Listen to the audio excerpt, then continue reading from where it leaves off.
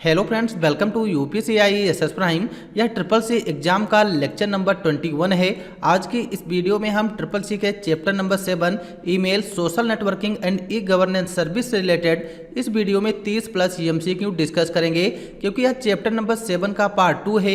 इसमें हम 30 plus MCQ discuss करेंगे और पार्ट 1 में हम 30 प्लस एमसीक्यू ऑलरेडी डिस्कस कर चुके हैं, क्योंकि हम हर चैप्टर से रिलेटेड टोटल यहाँ पर 100 एमसीक्यू कंप्लीट करेंगे। और जो एमसीक्यू हम यहाँ पर कंप्लीट करेंगे उन सभी एमसीक्यू की सीरीज आपको पीडीएफ नोट्स के फॉर्मेट में हमारी वेबसाइट upscissprime.com पर मिल जाएंगे।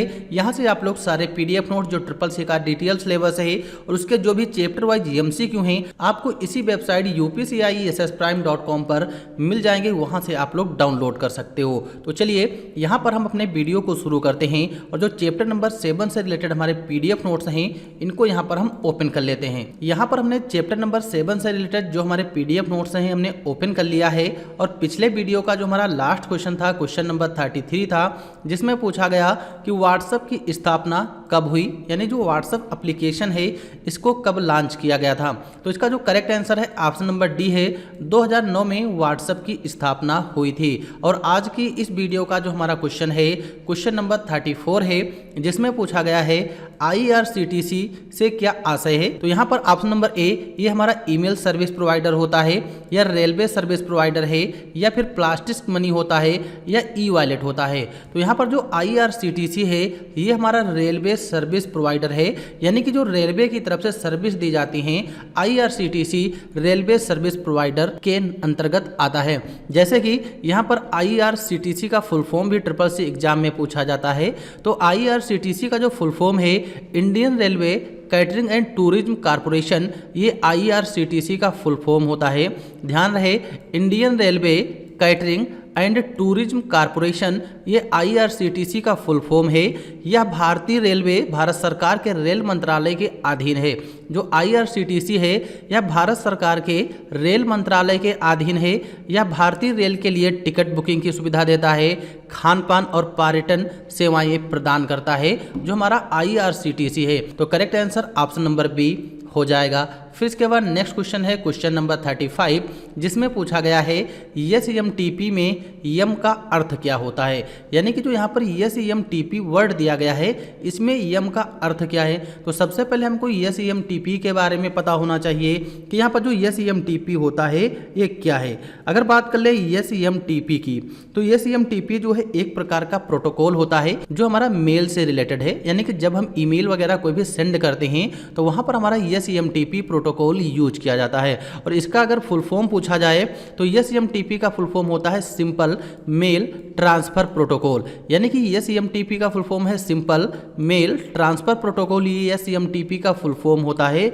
यह ईमेल पर संचार प्रोटोकॉल है। यानी कि SMTP जो है एक प्रकार का संचार प्रोटोकॉल है जिसका इस्तेमाल इंटरनेट पर ईमेल भेजने और प्राप्त करने के लिए किया जाता है। तो यहाँ पर SMTP के बारे में आप लोग समझ गए होंगे। ये हमारा एक प्रकार का प्रोटोकॉल होता है जिसके माध्यम से हम मेल को भेजते हैं और मेल को प्राप्त कर सकते हैं। तो यहाँ पर इसका फुल फॉर्म है सिंपल मेल ट्रांसफर प्रोटोकॉल। इसी में पूछा गया है जो यहाँ पर यम वर्ड दिया गया इसका मतलब क्या है। तो यहाँ पर इसका correct answer option number C हो जाएगा, क्योंकि सिंपल मेल ट्रांसफर प्रोटोकॉल है और यम का मतलब मेल होता है। तो correct answer option number C हो जाएगा।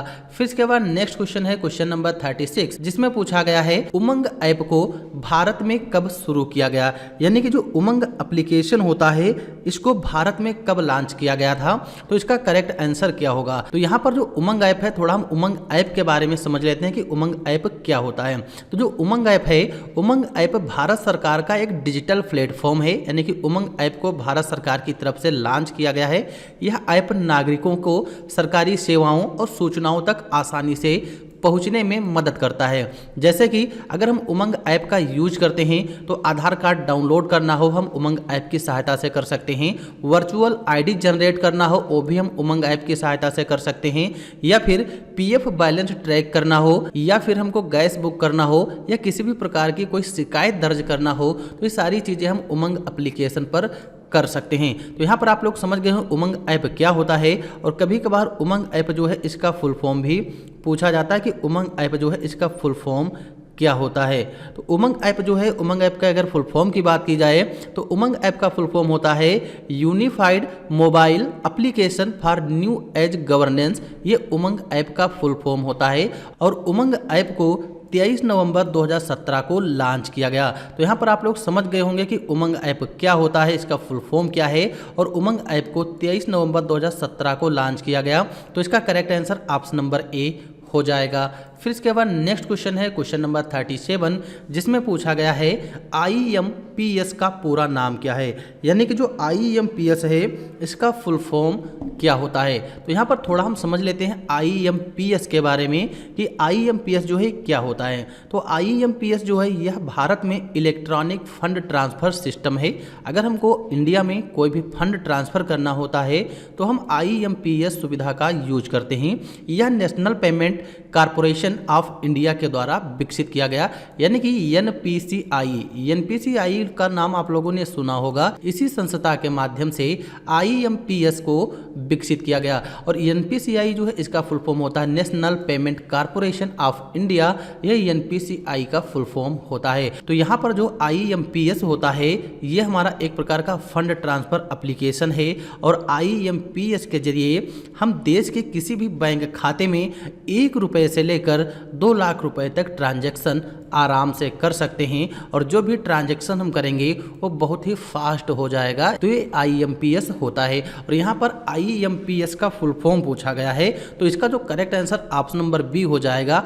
IMPS का फुल फॉर्म होता है इमीडिएट पेमेंट सर्विस। ये IMPS का फुल फॉर्म है।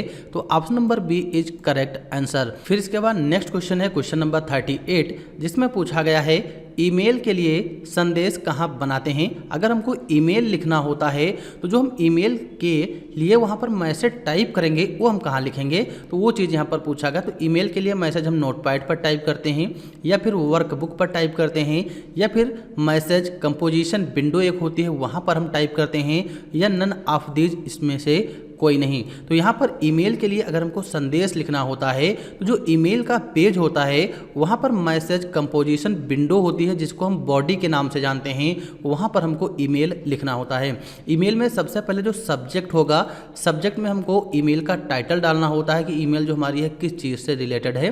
फिर ईमेल का जो मैटर होगा, जो हमको संदेश लिखना होगा वो हम बॉडी में लिखते हैं, वहाँ पर हम अपना पूरा मैटर लिखेंगे। तो यहाँ पर इसका करेक्ट आंसर हो जाएगा मैसेज कंपोजिशन विंडो।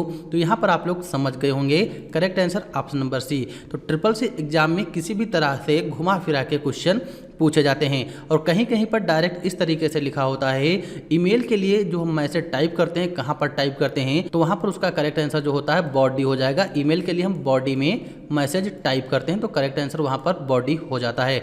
लेकिन यहाँ पर ऑप्शन कुछ अलग है, क्वेश्चन हमारा वही है, तो इसका correct answer option number C होगा। फिर इसके बाद नेक्स्ट क्वेश्चन है क्वेश्चन नंबर 39, जिसमें पूछा गया है इंडिया मार्ट क्या है। यानी कि जो इंडिया मार्ट वर्ड दिया गया है ये हमारा क्या होता है। तो इसका करेक्ट आंसर क्या हो जाएगा, ई गवर्नेंस है या फिर ई कॉमर्स के अंतर्गत आता है या इंडिया मार्ट ईमेल का है या सोशल नेटवर्किंग होता है। तो यहाँ पर इंडिया मार्ट जो है एक प्रकार की हमारी वेबसाइट होती है, एक एप्लीकेशन होता है जिस पे हम ऑनलाइन शॉपिंग करते हैं। तो ऑनलाइन शॉपिंग करते हैं तो हमारा ई कॉमर्स के अंतर्गत आ जाएगा। जैसे अमेजॉन, फ्लिपकार्ट, मीशो हो गया, वो हमारी ई कॉमर्स वेबसाइट होती हैं। उसी तरीके से इंडिया मार्ट भी एक प्रकार की ई कॉमर्स वेबसाइट है, यहाँ से हम शॉपिंग करते हैं। तो correct answer option number B हो जाएगा। फिर इसके बाद नेक्स्ट क्वेश्चन है क्वेश्चन नंबर 40, जिसमें पूछा गया है जीमेल के फाउंडर कौन है। यानी जो जीमेल है, जीमेल के फाउंडर कौन है। तो करेक्ट आंसर इसका क्या हो जाएगा, option number A Larry Page या option number B Paul Buchheit या option number C Sergey Brin या option number D Sundar Pichai. तो यहाँ पर इसका करेक्ट आंसर क्या हो जाएगा, जीमेल के फाउंडर कौन है। तो जीमेल के जो फाउंडर हैं पॉल बेंचेट हो जाएंगे। Correct answer option number B हो जाएगा। पॉल बेंचेट जो है ये जीमेल के फाउंडर होते हैं। लेकिन यहाँ पर जो सुंदर पिचाई हैं, सुंदर पिचाई गूगल के सीईओ हैं। तो सुंदर पिचाई क्या हैं, गूगल के सीईओ होते हैं। Correct answer option number D हो जाएगा। अगर गूगल के सीईओ को पूछा जाए कि गूगल के सीईओ कौन हैं, तो सुंदर पिचाई गूगल के सीईओ हैं। फिर इसके बाद नेक्स्ट क्वेश्चन है क्वेश्चन नंबर 41, जिसमें पूछा गया है आपके द्वारा भेजा गया ईमेल कहाँ पर स्टोर होता है। यानी कि जब हम किसी भी व्यक्ति को ईमेल भेजते हैं तो जो हम ईमेल भेजेंगे वह ईमेल हमारा कहाँ पर स्टोर होगा, इनबॉक्स में स्टोर होगा या फिर ट्रैश में या फिर आउटबॉक्स में या फिर ड्राफ्ट में। तो इसका करेक्ट आंसर क्या हो जाएगा, तो यहाँ पर इसका correct answer option number C हो जाएगा, आउटबॉक्स में। अब आउटबॉक्स में वही ईमेल हमारी स्टोर होती हैं। जब हम ईमेल किसी व्यक्ति को भेजेंगे वह ईमेल उस व्यक्ति तक पूर्णतः पहुंच नहीं जाएगी, तब तक वह हमारी आउटबॉक्स में ही रहती है। तो यहाँ पर आउटबॉक्स इसका आंसर होगा। अगर हम ईमेल किसी भी व्यक्ति को भेजते हैं वह ईमेल उस व्यक्ति तक पहुंच जाएगी तो वह हमारा सेंट में आ जाती है। यानी कि जब हम किसी को भेजते हैं ईमेल अगर वहां तक पहुंच गई है तो सेंट बॉक्स में आती है। अगर हम ईमेल किसी व्यक्ति को भेजते हैं वह ईमेल उस व्यक्ति को पूर्णतः अगर प्राप्त नहीं होती है तब तक वह हमारी आउट बॉक्स में ही रहती है। और जैसे ही ईमेल उसको रिसीव हो जाएगा और हमारी ईमेल जो आउट बॉक्स में थी वो सेंट बॉक्स में आ जाती है। तो यहाँ पर यही क्वेश्चन पूछा गया है कि आपके द्वारा भेजा गया ईमेल कहाँ पर स्टोर होता है। तो इसका correct answer option number C हो जाएगा, आउट बॉक्स में। और जो भी ईमेल हमको मिलती हैं वो इनबॉक्स में रहती हैं। और जो ट्रेस दिया गया है, जब हम कोई ईमेल डिलीट करते हैं तो वह ट्रेस नाम के फाइल्स में चली जाती है। और यहाँ पर जो ड्राफ्ट होता है, जब हम ईमेल लिखते हैं अगर ईमेल को हम अधूरा छोड़ देते हैं तो वह ईमेल हमारी ड्राफ्ट में चली जाती है। तो यहाँ पर आपके द्वारा ईमेल भेजा गया जो स्टोर होता है आउटबॉक्स में स्टोर होगा जब तक ईमेल उस व्यक्ति के पास बिल्कुल पूर्णतः पहुंच नहीं जाएगी। तो correct answer option number C हो जाएगा। फिर इसके बाद नेक्स्ट क्वेश्चन है क्वेश्चन नंबर 42, जिसमें पूछा गया है निम्न में से कौन सा ईमेल से संबंधित शब्द नहीं है। यानी कि यहाँ पर जो 4 विकल्प दिए गए हैं इनमें से ऐसा कौन सा एक विकल्प है जो ईमेल से संबंधित नहीं है। तो option number A sender, option number B inbox और option number C receiver, option number D PowerPoint. तो यहाँ पर आप लोग इस क्वेश्चन को देखते ही समझ गए होंगे कि इसका करेक्ट आंसर क्या है। तो यहाँ पर जो क्वेश्चन नंबर 42 है इसका correct answer option number D हो जाएगा, पावर पॉइंट। पावर पॉइंट जो एप्लीकेशन होता है हमारा ईमेल से संबंधित नहीं है।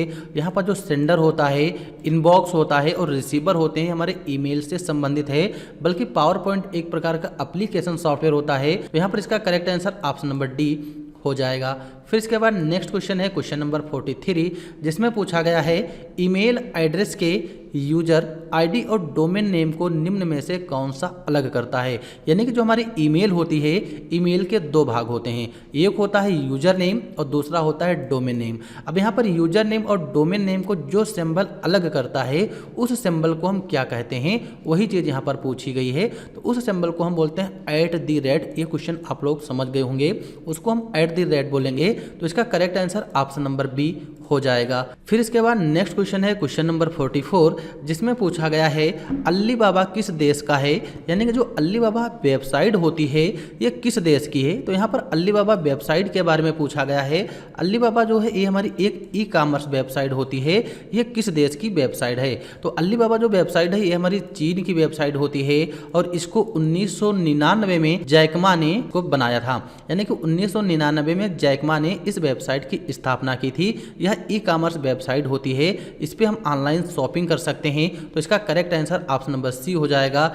चीन में अली बाबा को 1999 में जैकमा ने बनाया। फिर इसके बाद नेक्स्ट क्वेश्चन है क्वेश्चन नंबर 45, जिसमें पूछा गया है B2B का पूर्ण रूप क्या है। तो यहाँ पर ऑप्शन 4 दिए गए हैं, बिजनेस टू बिजनेस या बिजनेस टू बायर या option number C basic to business या option number D none of these. तो यहाँ पर इसका जो करेक्ट आंसर हो जाएगा B2B, इसका फुल फॉर्म होता है business to business, option number A correct हो जाएगा। तो यहाँ पर जो B2B होता है इसका मतलब ये होता है कि किसी बिजनेस द्वारा किसी प्रोडक्ट या सर्विस के बारे में दूसरे बिजनेस को बताना। यानी कि जहाँ पर एक बिजनेसमैन और दूसरे बिजनेसमैन के बीच में समझौता हो या कोई भी सामान आपस में खरीदा जाए एक बिजनेसमैन और दूसरे बिजनेसमैन से, तो हमारा B2B बिजनेस के अंतर्गत आता है। तो यहाँ पर इसका करेक्ट आंसर हो जाएगा option number A, business to business, ये B2B का फुल फॉर्म होता है। फिर इसके बाद नेक्स्ट क्वेश्चन है क्वेश्चन नंबर 46, जिसमें पूछा गया है कि बिना विषय लिखा हुआ मैसेज भेजा जा सकता है।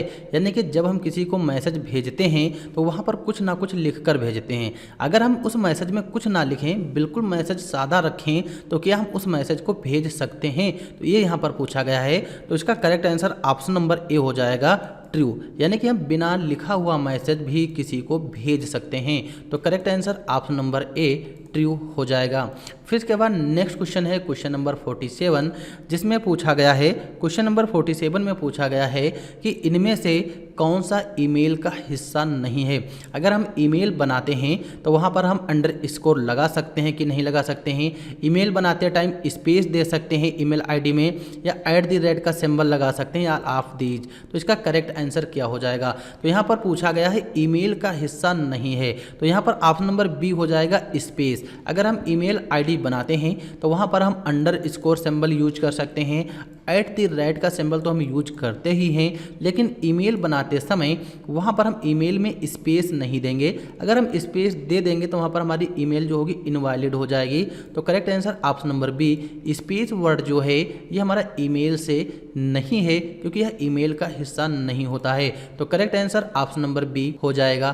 फिर नेक्स्ट क्वेश्चन है क्वेश्चन नंबर 48, जिसमें पूछा गया है कि एक ऐसा प्रोटोकॉल जो विभिन्न होस्ट के बीच ईमेल की सुविधा प्रदान करता है, यानी कि इसमें से ऐसा कौन सा प्रोटोकॉल है जो ईमेल की सुविधा प्रदान करता है। तो option number A Telnet protocol, या option number B file transfer protocol जिसको हम शॉर्टकट में FTP के नाम से जानते हैं, या ऑप्शन नंबर सी HTTPS यानी कि hyper text transfer protocol secure, ये हो जाएगा। ये हमारा ऑप्शन नंबर डी हो जाएगा। तो यहाँ पर जब हम ईमेल भेजते हैं, अगर हमको ईमेल की सुविधा लेनी होती है तो यहाँ पर जो 3 प्रोटोकॉल दिए गए इनका यूज हम नहीं करते हैं, बल्कि सिंपल मेल ट्रांसफ़र प्रोटोकॉल जो होता है इसका यूज करके हम होस्ट के बीच ईमेल की सुविधा प्रदान करते हैं। तो यहाँ पर इसका जो फुल फॉर्म होता है सिंपल मेल ट्रांसफ़र प्रोटोकॉल होता है, यह ईमेल के लिए यूज किया जाता है। जबकि यहाँ पर जो FTP है, जब हम एक कंप्यूटर से कोई दूसरी फाइल किसी को ट्रांसफ़र करते हैं तो वहाँ पर फाइल ट्रांसफ़र प्रोटोकॉल यूज किया जाता है। और यहाँ पर जो हमारा HTTPS है ये भी एक प्रकार का प्रोटोकॉल है, hyper text transfer protocol. Yes का मतलब होता है सिक्योर, ये इसका फुल फॉर्म होता है, क्योंकि कभी कभार HTTPS का फुल फॉर्म पूछा जाता है और उसमें ये पूछ लिया जाता है कि यस का मतलब क्या होता है। तो यस का मतलब होता है सिक्योर। फिर इसके बाद नेक्स्ट क्वेश्चन है क्वेश्चन नंबर 49, जिसमें पूछा गया है कि अधूरे ईमेल कहाँ सहेजे जाते हैं, यानी कि अगर अधूरा ईमेल है तो कहाँ पर स्टोर होते हैं। मान लीजिए हम ईमेल लिख रहे हैं और वहाँ पर हमने आधा ईमेल ही लिखा और बंद कर दिया, तो इस तरीके का जो ईमेल होगा वो इनबॉक्स में स्टोर होता है, या ट्रैश में स्टोर होता है, या आउटबॉक्स में, या फिर ड्राफ्ट में। तो यहाँ पर इसका करेक्ट आंसर हो जाएगा ऑप्शन नंबर डी, यानी कि जो हमारा अधूरा ईमेल होता है वह ड्राफ्ट में चला जाता है, और जब हम किसी भी ईमेल को डिलीट करते हैं तो वह ट्रैश में चला जाता है। तो इस क्वेश्चन का correct answer option number D हो जाएगा। फिर इसके बाद नेक्स्ट क्वेश्चन है क्वेश्चन नंबर 50, जिसमें पूछा गया है उमंग का फुल फॉर्म क्या होता है, यानी कि जो उमंग एप्लीकेशन आती है इसका फुल फॉर्म क्या है। तो यहाँ पर इसका correct answer option number B हो जाएगा। उमंग ऐप का फुल फॉर्म होता है unified mobile application for new age governance. ये उमंग एप्लीकेशन का फुल फॉर्म होता है। तो यहाँ पर आप लोग समझ गए होंगे कि उमंग का फुल फॉर्म क्या है। तो उमंग का full form unified mobile application for new age governance होता है, और जो उमंग एप्लीकेशन होता है यह 13 भाषाओं को सपोर्ट करता है, क्योंकि SSC एग्जाम में ये भी क्वेश्चन पूछा जाता है उमंग ऐप कितनी भाषाओं को सपोर्ट करता है। तो उमंग ऐप जो होता है हमारा 13 भाषाओं को सपोर्ट करता है। फिर इसके बाद नेक्स्ट क्वेश्चन है क्वेश्चन नंबर 51, जिसमें पूछा गया है कि किस प्रकार का ई कॉमर्स कंपनियों के बीच में स्थापित होता है, यानी कि ई कॉमर्स का मतलब होता है इलेक्ट्रॉनिक कॉमर्स। जब हम इलेक्ट्रॉनिक रूप से कोई भी ऑनलाइन या प्रोडक्ट या कोई भी बिजनेस करते हैं तो हमारा ई कॉमर्स के अंतर्गत आता है। तो यहाँ पर ई कॉमर्स कंपनियों के बीच में स्थापित होता है, उसको हम क्या कहेंगे। जैसे कि मान लीजिए एक कंपनी किसी दूसरी कंपनी से टाई अप करती है, या फिर एक कंपनी दूसरी कंपनी आपस में ही बिजनेस करती हैं, तो उसको हम क्या कहेंगे। तो यहाँ पर इसका करेक्ट आंसर हो जाएगा ऑप्शन नंबर ए, यानी कि बिजनेस टू बिजनेस। ये हमारा एक कंपनी से दूसरे कंपनी के बीच में बिजनेस किया जाता है। फिर यहाँ पर नेक्स्ट है B2G। जो B2G होता है बिजनेस टू गवर्नमेंट, ये जब गवर्नमेंट के बीच में बिजनेस किया जाए वो हमारा B2G के अंतर्गत आता है। फिर यहाँ पर C2C दिया गया है, इसका फुल फॉर्म होता है कंज्यूमर टू कंज्यूमर, यानी कि जहाँ पर एक उपभोक्ता किसी दूसरे उपभोक्ता के बीच में बिजनेस करे तो हमारा C2C के अंतर्गत आता है। फिर नेक्स्ट यहाँ पर दिया है B2C। तो B2C का फुल फुल फॉर्म होता है बिजनेस टू कंज्यूमर, यानी कि बिजनेस टू उपभोक्ता। तो जब बिजनेसमैन या जब एक बिजनेस उपभोक्ता से बिजनेस करता है तो वो हमारा B2C के अंतर्गत आ जाएगा। लेकिन यहाँ पर इस क्वेश्चन का करेक्ट आंसर ऑप्शन नंबर ए हो जाता है। फिर इसके बाद नेक्स्ट क्वेश्चन है क्वेश्चन नंबर 52, जिसमें पूछा गया है कि जब कोई व्यवसाय अपने उत्पादों को इंटरनेट पर उपभोक्ताओं को बेचता है तो इस प्रकार का वाणिज्य होता है। यानी कि जब कोई बिजनेस अगर अपने प्रोडक्ट को इंटरनेट पर बेचता है उपभोक्ताओं यानी कि कंज्यूमर को, तो वहाँ पर कौन सा बिजनेस होता है? तो उसको हम बोलते हैं बिजनेस टू कंज्यूमर, यानी कि बिजनेस और कंज्यूमर के बीच में व्यापार होता है। तो correct answer option number D हो जाएगा। फिर इसके बाद नेक्स्ट क्वेश्चन है क्वेश्चन नंबर 53, जिसमें पूछा गया है ई कॉमर्स की परिभाषा क्या है, यानी कि जो इलेक्ट्रॉनिक कॉमर्स होता है इसका मतलब क्या है? तो इलेक्ट्रॉनिक कॉमर्स से हम ऑनलाइन अपना प्रोडक्ट बेचते हैं और खरीदते हैं, वही हमारा इलेक्ट्रॉनिक कॉमर्स होता है। तो इस क्वेश्चन का correct answer option number C हो जाएगा। इलेक्ट्रॉनिक माध्यम से व्यवसाय और संचार लेन देन का माध्यम होता है। तो इसका correct answer option number C हो जाएगा। फिर नेक्स्ट क्वेश्चन है क्वेश्चन नंबर 54, जिसमें पूछा गया है उमंग ऐप कितनी भाषाओं को सपोर्ट करता है? तो इस क्वेश्चन के बारे में हमने अभी डिस्कस किया। उमंग ऐप जो होता है हमारा 13 भाषाओं को सपोर्ट करता है। तो correct answer option number D हो जाएगा। फिर नेक्स्ट क्वेश्चन है क्वेश्चन नंबर 55, जिसमें पूछा गया है उमंग ऐप निम्न सेवाओं को सुलभ करता है, यानी कि जो उमंग एप्लीकेशन होती है उसमें हम किस प्रकार की सर्विसें ले सकते हैं? तो इनकम टैक्स फिलिंग करना हो गया, गैस बुकिंग सिलेंडर हो गया, या आधार कार्ड और पीएफ की इंक्वायरी चेक करना हो या ढूंढना हो, तो ये सारी चीज़ें हम उमंग ऐप पर कर सकते हैं। अगर हमको इनकम टैक्स फिल करना हो या गैस सिलेंडर बुक करना हो या फिर आधार कार्ड हो या फिर पीएफ की कोई भी क्वायरी अगर ढूंढनी होती हैं तो हम उमंग ऐप का यूज करते हैं। तो यहाँ पर इसका correct answer option number D हो जाएगा, ऑल ऑफ द अबव। फिर इसके बाद नेक्स्ट क्वेश्चन है क्वेश्चन नंबर 56, जिसमें पूछा गया है कि निम्न में से कौन सा इंटरनेट का सबसे वायरल सेक्शन है? तो option number A chat messenger, या option number B social networking sites, या option number C tutorial site, या option number D chat rooms. तो इंटरनेट का सबसे वायरल जो सेक्शन होता है सोशल नेटवर्किंग साइट्स होती हैं, जैसे फेसबुक, इंस्टाग्राम, यूट्यूब हो गया, ये हमारी सोशल नेटवर्किंग साइट की कैटेगरी में आती हैं। ये सबसे ज़्यादा वायरल का सेक्शन होती हैं। तो correct answer option number B social networking sites.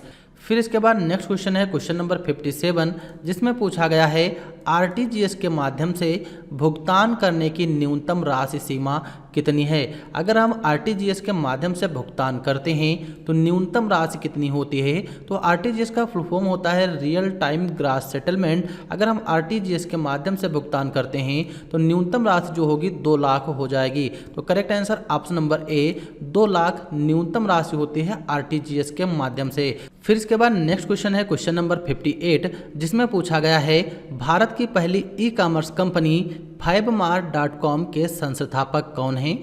यानी कि जो भारत की पहली ई कॉमर्स कंपनी है 5mart.com, इसके संस्थापक कौन हैं? तो इसके जो संस्थापक हैं इसका correct answer option number C हो जाएगा कि बैथवीशरण 5mart.com के संस्थापक हैं और इन्होंने सबसे पहले ई कॉमर्स कंपनी 5mart.com से सीडी बेची थी। तो इसका correct answer option number C हो जाएगा। और इससे रिलेटेड कई क्वेश्चन बन सकते हैं, जैसे कि 5mart.com से सबसे पहले क्या बेचा गया? तो हमारा सीडी बेचा गया था। और इसकी स्थापना किसने की थी? तो के बैथवीशरण ने इसकी स्थापना की थी। और 5mart.com भारत की पहली ई कॉमर्स कंपनी है। फिर इसके बाद नेक्स्ट क्वेश्चन है क्वेश्चन नंबर 59, जिसमें पूछा गया है कि निम्नलिखित में से कौन सा ईमेल पता सरकारी संस्था को दर्शाता है?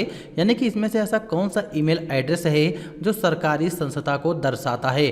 तो यहाँ पर इसका करेक्ट आंसर क्या हो जाएगा 59 का? तो इसका जो करेक्ट आंसर होगा ऑप्शन नंबर सी हो जाएगा abc@nic.in। ये सरकारी संस्था को दर्शाता है जो ईमेल एड्रेस है। यानी कि जिस भी ईमेल एड्रेस में nic.in दिया गया हो वो सरकारी संस्थाओं को दर्शाते हैं। तो correct answer option number C हो जाएगा। फिर इसके बाद नेक्स्ट क्वेश्चन है क्वेश्चन नंबर 60, जिसमें पूछा गया है कि निम्न में से कौन सा एक ईमेल क्लाइंट है, यानी कि यहाँ पर जो 4 विकल्प दिए गए हैं इनमें से कौन सा ईमेल क्लाइंट है, आउटलुक है या इंटरनेट एक्सप्लोरर है या फिर नेटस्केप है या नन ऑफ दीज है। तो ईमेल क्लाइंट पूछा गया है, तो जो आउटलुक होता है ये हमारा ईमेल क्लाइंट है, और यहाँ पर जो इंटरनेट एक्सप्लोरर हो गया, नेटस्केप हो गए, ये हमारे वेब ब्राउजर होते हैं। तो करेक्ट आंसर आउटलुक हमारा एक प्रकार का ईमेल क्लाइंट होता है। फिर इसके बाद नेक्स्ट क्वेश्चन है क्वेश्चन नंबर 61, जिसमें पूछा गया है उमंग ऐप में यन का मतलब क्या है, यानी कि जो उमंग एप्लीकेशन होता है इसमें यन का मतलब क्या है। तो इसका फुल फॉर्म हमने अभी बताया था। उमंग ऐप में जो यन होता है, यन का मतलब होता है न्यू एज गवर्नेंस, यन का मतलब होता है न्यू एज, जी का मतलब होता है गवर्नेंस। तो यहाँ पर यन का मतलब पूछा गया है, तो correct answer option number B new age हो जाएगा। फिर नेक्स्ट क्वेश्चन है क्वेश्चन नंबर 62, जिसमें पूछा गया है भारत की पहली ई कॉमर्स कंपनी कौन सी है, यानी कि भारत की सबसे पहले ई कॉमर्स कंपनी कौन है। तो इसका करेक्ट आंसर हो जाएगा ऑप्शन नंबर डी 5 मार्ट जो है ये भारत की सबसे पहले ई कॉमर्स है, और इस कंपनी ने सबसे पहले सीडी बेची थी। तो correct answer option number D हो जाएगा। तो यहाँ पर हमने इस वीडियो में चैप्टर नंबर 7 से रिलेटेड 62 तक सारे क्वेश्चन आंसर कंप्लीट कर लिए हैं, और अगले वीडियो में हम 63 से देखेंगे, क्योंकि हमारा वीडियो काफ़ी बड़ा हो रहा है। तो चलिए हम मिलते हैं अगले वीडियो में। वीडियो देखने के लिए आप लोगों का बहुत बहुत धन्यवाद। Thanks for this watching video.